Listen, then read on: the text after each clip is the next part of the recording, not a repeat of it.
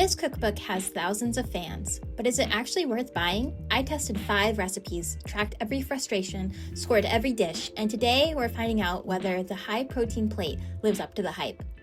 Hey everyone, it's the Cookbook Reviewer. Today I'm reviewing the high-protein plate by Rachel DeVaux. Before we jump into the recipes, let's talk about who Rachel is and what this cookbook is trying to do. Rachel DeVaux is a registered dietitian and personal trainer with a large following online. Her philosophy is simple: eating healthy and eating well shouldn't be mutually exclusive. She focuses on high-protein meals made with real ingredients that fit into the busy everyday life.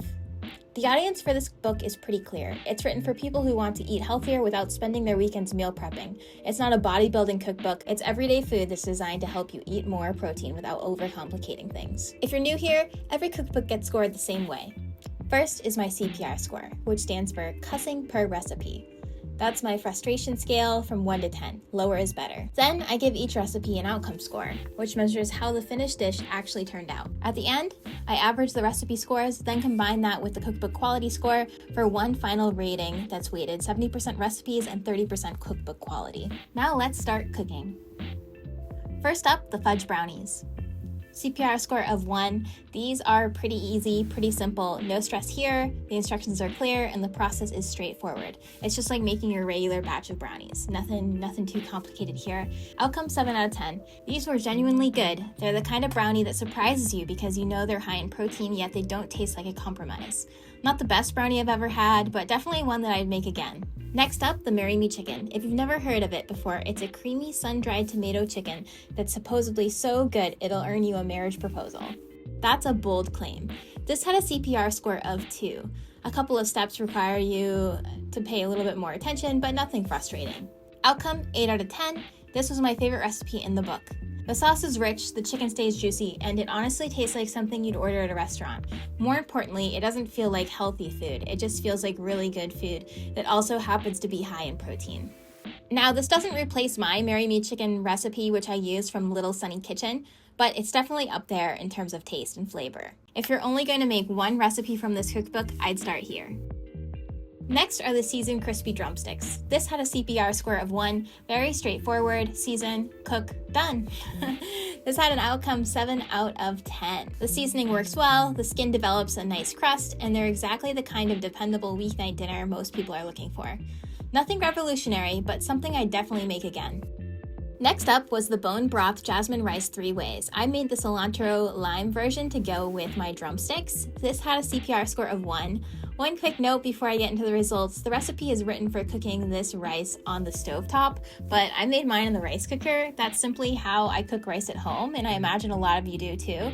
Other than that, I followed the recipe as written, but just wanted to put in that disclaimer that I did use a rice maker. This had an outcome of 4 out of 10. This one was just okay. I was hoping the bone broth and cilantro lime combination would add more flavor than it ultimately did, but the finished rice tasted fairly ordinary. It wasn't bad, but it wasn't memorable. I'd happily eat some if it was served to me, but I don't think I'd go out of my way to make it again over my usual cilantro lime rice recipe that's a dupe from Chipotle's. For me, this was one of the more disappointing recipes in the book, not because it failed, but because I expected it to bring something a little bit more interesting to the table. Now for the pick-me-up mocha smoothie. This had a CPR of 1. It couldn't be easier to make, although it did have a decent amount of ingredients. This had an outcome of 4 out of 10.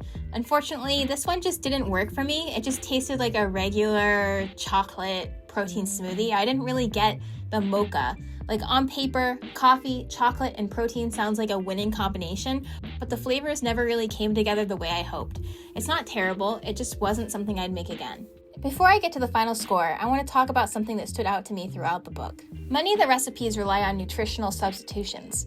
You'll see ingredients like almond butter instead of peanut butter, almond milk instead of dairy milk, cacao powder, coconut cream, arrowroot powder, and bone broth appear repeatedly. Now, I completely understand why those choices are there. This is a nutrition-focused cookbook, and Rachel has clearly made deliberate decisions to align the recipes with her philosophy.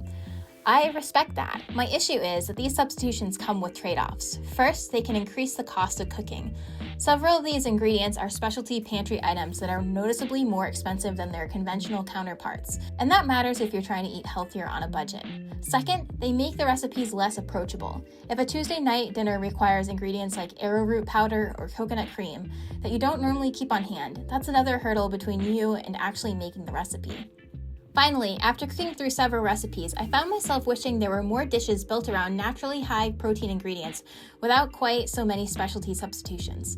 The drumsticks are an excellent example of this. They taste great, they're effortless to make, and they aren't trying to recreate any ingredient or replace any ingredient for a lower substitution version.